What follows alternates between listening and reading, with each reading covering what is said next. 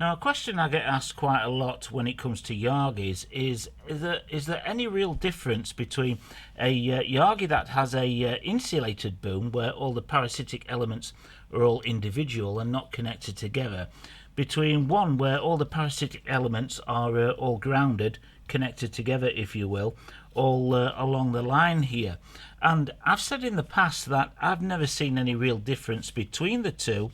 I mean, there's many designs, but when you take a design like this that's essentially the same, I don't see any real difference between having them connected or not having them connected. So what I've made here is basically two identical Yagi antennas with the new design that I've been working on for the driven element with the built-in balun onto the back reflector here. That's a really nice design. So basically they're both the same, but this one here has a strip of brass running all the way down the boom here, and all these elements are connected together through that brass strip. So if we have a look at this one where all the parasitic elements are connected together, as I've said, I've got a brass strip that's running underneath here, and to hold the elements in place I've just got these plastic cable ties, and there's a metal screw that holds the cable tie down onto the boom, and because it's a metal screw it makes metal contact with the brass strip, and then when you place the parasitic element it makes contact with the screw, and then they're all connected together. So each one of these are indeed connected together, where on the other one, the insulated boom, we don't have any metal strip, and we don't have any metal screws either holding the cable ties down. I've just basically epoxied these cable ties directly onto that Yagi there, and that's the only difference between these two, is the parasitic elements. All the measurements are the same, and they all have 12 parasitic elements each. So it'd be an interesting test just to do a Wi-Fi scan and see if we can spot any real differences between the two. So I've got the Yagis both side by side. I've got the isolated boom on the right and the unisolated one on the left. I've got a test signal in the house with a test router. It's got a simple 5 dB omnidirectional antenna attached. It's going through about 4 brick walls, so they do not have line of sight, but as you can see on the graph there, they're both virtually identical. You can't call anything between the two really, and that's what I say when people ask me, you know, which is better. I don't see any kind of performance gain for either of them. It just comes down to, you know, how easy it is going for you to build, you know, a isolated boom or an unisolated boom. You know, it just comes down to build preference.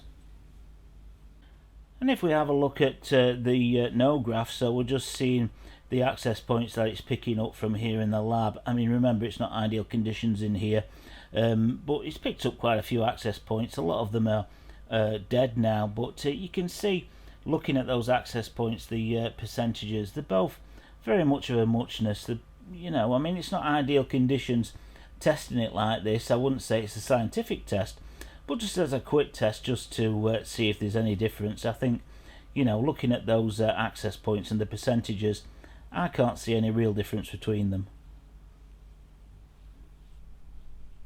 So as you saw in that scan there, there's no real difference between the two, and yeah, it's not a totally scientific test. The alpha cards do tend to be rock solid, identical to each other, but even then, you know, you can't guarantee on that. But as you saw in that scan, basically the same kind of you know, access points that were picked up between the two, and both very similar in gain for the different access points as well. So as I've said previously, you can't really call it. It just comes down to, you know, how difficult it's going to be for you to build one with an isolated boom or not. That's all it basically comes down to in the end. So hopefully this was a short little video just to show you there's no real difference between the two.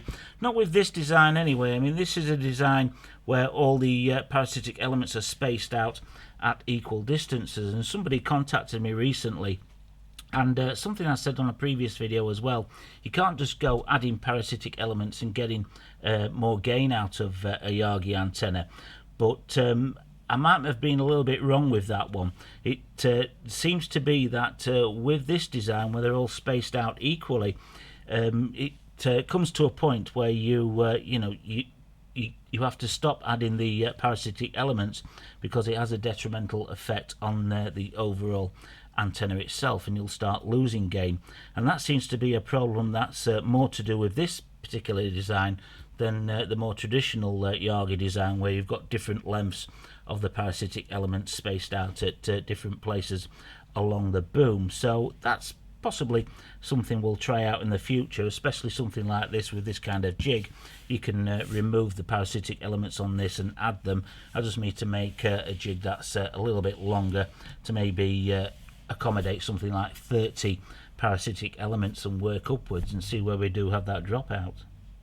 And now that I'm up and running again, I've got a video coming where we look at the VSWR of this particular design. Now, I've built some of these elements with different widths of tubing, so you've got slightly thicker tubing on the main elements here, as opposed to thicker tubing on the reflector as well. So a little bit different build techniques and materials used with that. So we will check the VSWR and see if the different materials do any changes to that VSWR. But I have to say, this is a really nice design. So if you did enjoy the video, please give it a thumbs up. Any comments or questions, drop them below, and hopefully I'll do my best to answer them, or somebody else will, and hopefully you'll join me on the next one.